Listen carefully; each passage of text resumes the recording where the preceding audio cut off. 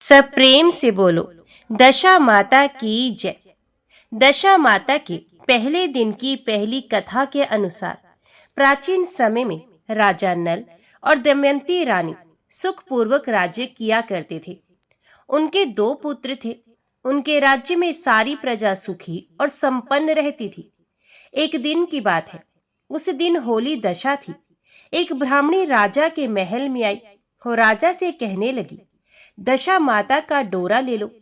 बीच में दासी बोल उठी, रानी साहबा, आज के दिन सभी सुहागिन महिलाएं दशा माता की पूजा और व्रत करती हैं और इस डोरे की पूजा करके गले में धारण करती हैं, जिससे घर में सुख समृद्धि आती है। इसलिए रानी ने दासी के कहे अनुसार ब्राह्मणी से डोरा ले लिया और विधि के अनुसार पूजा करके उस डोरे को गले में बांध लिया। कुछ दिनों के बाद राजा नल ने रानी दमयंती के गले में डोरा बंधा हुआ देखा तो रानी से पूछा कि रानी साहिबा, इतने सोने के गहने पहनने के बाद भी आपने ये धागा गले में पहना हुआ है। रानी कुछ कहती, इससे पहले ही राजा ने गुस्से में आकर उस डोरे को तोड़कर जमीन पर फेंक दिया। रानी ने उस डोरे को जमीन से उठा लिया और राजा से कहने लगी, महाराज, ये तो दशा माता का डोरा था। आपने उनका अपमान करके अच्छा नहीं किया।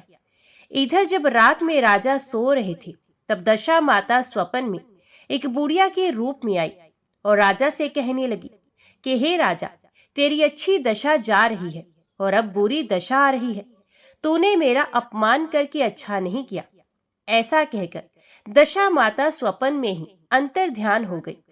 अब जैसे जैसे दिन बीतते गए वैसे कुछ दिनों में राजा के सारे ठाट बाट, हाथी घोड़े, सब धन धान्य, सुख संपत्ति, शांति, सब कुछ नष्ट होने लगा। यहाँ तक कि अब भूखे मरने का समय आ गया। एक दिन राजा ने रानी दमयंती से कहा कि तुम अपने दोनों बच्चों को लेकर अपने मायके चली जाओ। रानी ने कहा, महाराज, मैं तो आपको छोड़कर कहीं नहीं जाऊंगी। जिस तरह आप रहेंगे उसी तरह मैं भी आपके साथ ही रहूंगी। तब राजा ने कहा, अपने देश को छोड़कर चलो, दूसरे देश में चलते हैं। वहां पर जो भी काम मिल जाएगा वही काम हम कर लेंगे। इस प्रकार राजा और रानी देश छोड़कर चले गए। चलते चलते रास्ते में भील राजा का महल दिखाई दिया। वहां राजा ने अपने दोनों बच्चों को अमानत के तौर पर छोड़ दिया। आगे बढ़े तो रास्ते में राजा के मित्र का गांव आया। राजा ने रानी से कहा, चलो हमारे मित्र के घर चलते हैं।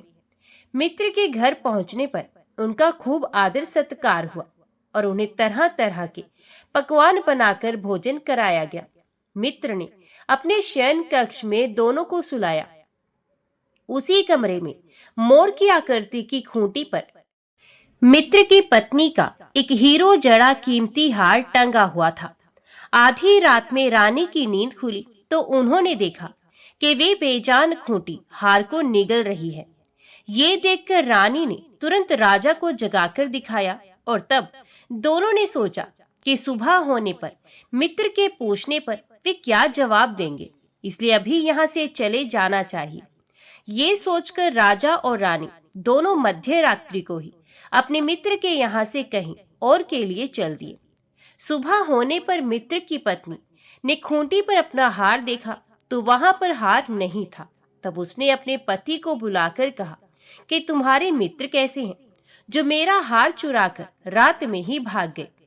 मित्र ने अपनी पत्नी को समझाया कि मेरा मित्र बिल्कुल भी ऐसा नहीं कर सकता, थोड़ा धीरज रखो, उसे चोर मत कहो। इधर आगे चलने पर राजा नल की बहन का गांव रास्ते में पड़ा। राजा ने बहन के घर में खबर भिजवाई कि तुम्हारे भाई भाभी आए हुए हैं। खबर देने वाले से बहन ने पूछा कि उनके हाल चाल कैसे हैं।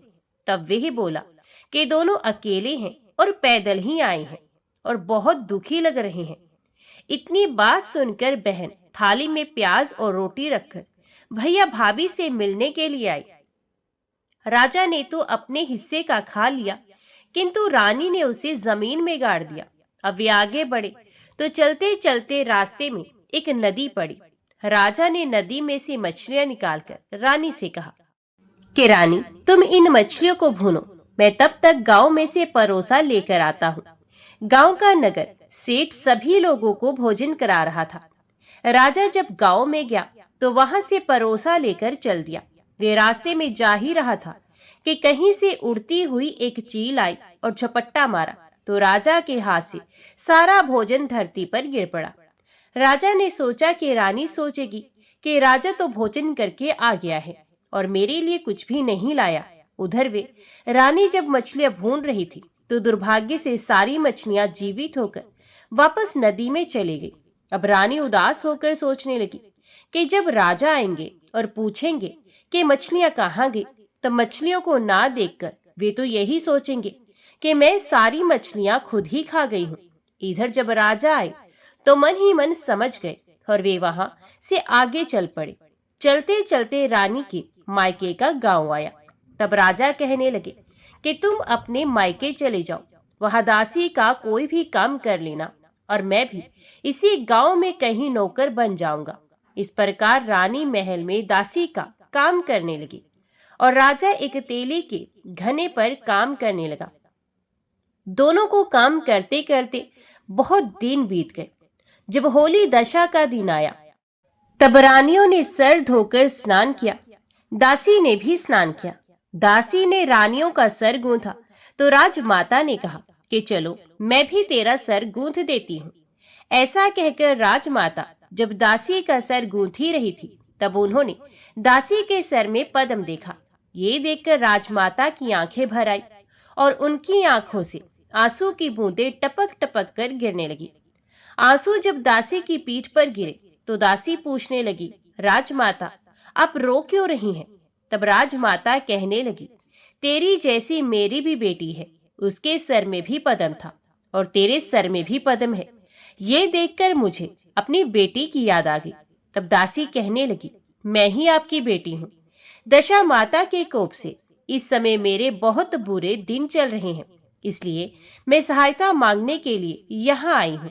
माता ने कहा, बेटी फिर तूने ये बात हमसे क्यों छुपाई? दासी बनी रानी कहने लगी, माँ अगर मैं सब कुछ बता देती तो मेरे बुरे दिन नहीं कटते। आज मैं दशा माता का व्रत करूंगी और उनसे गलती की क्षमा याचना करूंगी। अब तो राजमाता ने अपनी बेटी से पूछा, अच्छा ये तो बताओ हमारे जमाई राजा कहाँ है? तब बेटी बोली, वे भी इसी गांव में किसी तेली के घर में काम कर रहे हैं। जो गांव में उनकी खोज कराई गई तो राजा मिल गए। फिर उन्हें भी महल में बुलवाया गया। जमाई राजा को स्नान कराया, नए वस्त्र पहनाए और पकवान बनाकर उन्हें भरपेट भोजन करवाया गया।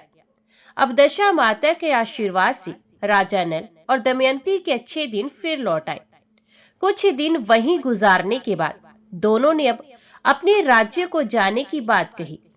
तब दमयंती के पिता ने खूब सारा धन, लाव लश्कर, हाथी घोड़े आदि देकर बेटी और दामाद को विदा कर दिया।